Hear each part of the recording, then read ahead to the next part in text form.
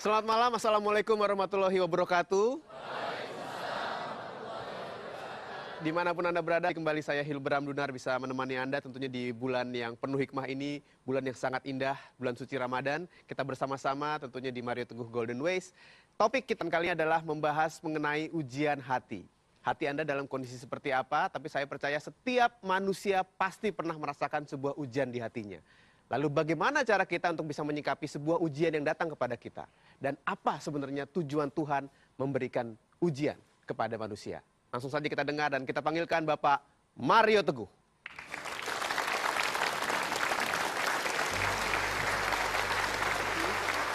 Terima kasih.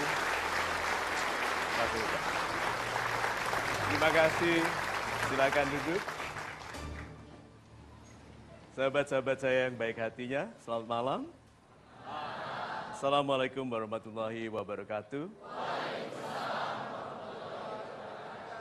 Mudah-mudahan program ini menemui Anda semua dalam kesehatan dan kedamaian. Amin. Dalam topik yang cantik sekali yaitu ujian hati. Siapa di antara kita yang hatinya tidak diuji dengan masalah-masalah yang dilihatnya besar sekarang yang dalam tahun depan atau 2 tahun lagi akan kelihatan sangat kecil. Sahabat-sahabat saya yang baik hatinya, the good news, berita baiknya hanya orang yang hatinya baik yang diuji. Orang yang hatinya tidak jujur cepat memutuskan ketidakjujuran tanpa tersiksa. Hanya orang baik yang ragu-ragu diambil enggak, begitu? Karena dia tahu ini tidak boleh diambil tapi kebutuhannya mendesak. Nah, mudah-mudahan dalam program ini kita tetap setia memutuskan yang baik supaya kehidupan kita baik, karena hati yang baik membawa kehidupan yang baik. Itu nanti kita bicarakan lebih rinci. Terima kasih.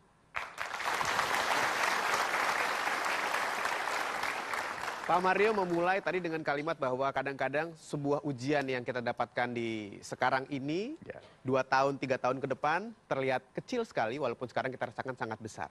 Tapi permasalahannya Pak, kita bicara mengenai sekarang. Orang yang diuji hatinya cenderung merasa tersiksa, bahkan bisa menjadi seorang yang sedih Pak. Kesedihan ini sebenarnya apakah tanda bahwa hati kita sedang diuji? Karena kita tahu bahwa kita sedang diuji, bahwa kita orang baik yang merasa kadang-kadang diperlakukan tidak adil, kita melihat kenikmatan orang lain dibandingkan dengan penderitaan kita, melihat kelebihan orang lain dibandingkan dengan kesulitan kita, sehingga kita merasa sedih karena sebagai makhluk kecintaan Tuhan, kenapa aku dibedakan? Mengapa aku orang yang baik kok rezekiku belum baik? Gitu toh? Kenapa aku yang unyu-unyu ini belum diinginkan? Gitu. Ya, Bapak tahu unyu-unyu ya? Nah, itu bahasa alay. Nah, berita baiknya adalah bahwa yang diuji, yang sedih ini selalu orang yang hatinya baik.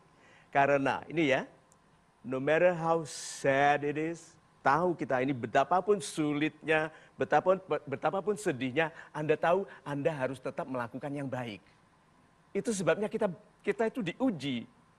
Betapapun sulitnya memutuskan, betapapun sedihnya, kita tahu harus melakukan yang baik.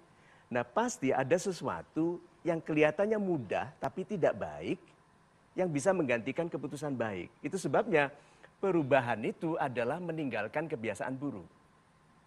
Yang disebut perubahan itu meninggalkan kebiasaan buruk.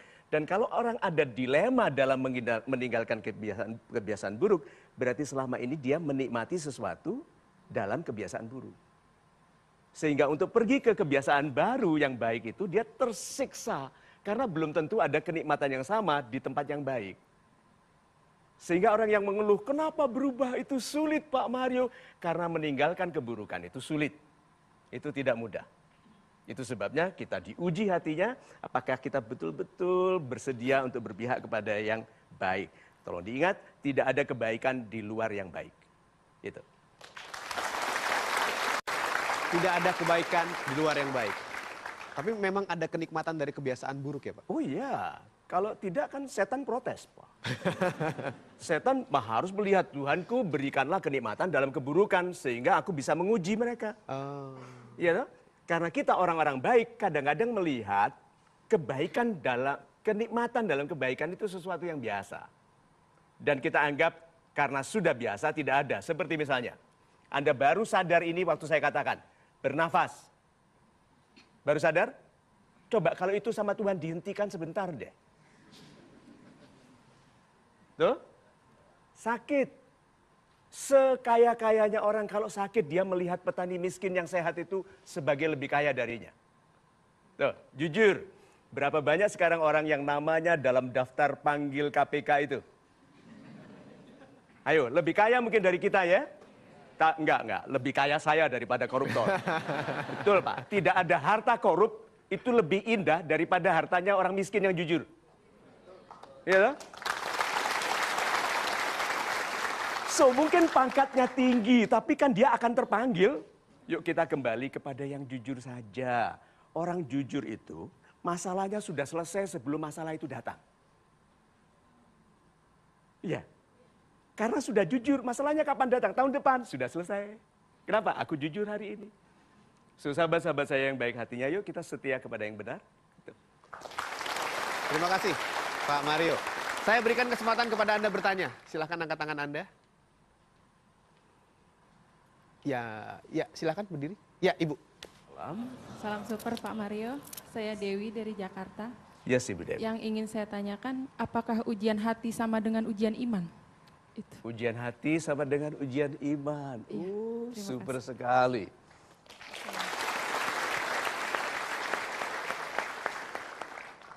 Ibu, hati kita itu adalah penghubung kita dengan Tuhan. Oke. Nah, pikiran kita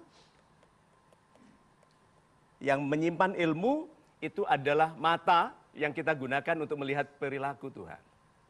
Kita melihat Tuhan tidak akan mampu dengan apapun. Tetapi perilaku Tuhan bisa dilihat melalui pikiran. Tumbuhnya anak, tumbuhnya tanaman, bergeraknya udara, itu semua perilaku Tuhan. Dan kita lihat itu. Nah, hati ini penghubung. Itu sebabnya orang yang harapannya putus, seolah-olah hubungannya dengan Tuhan putus.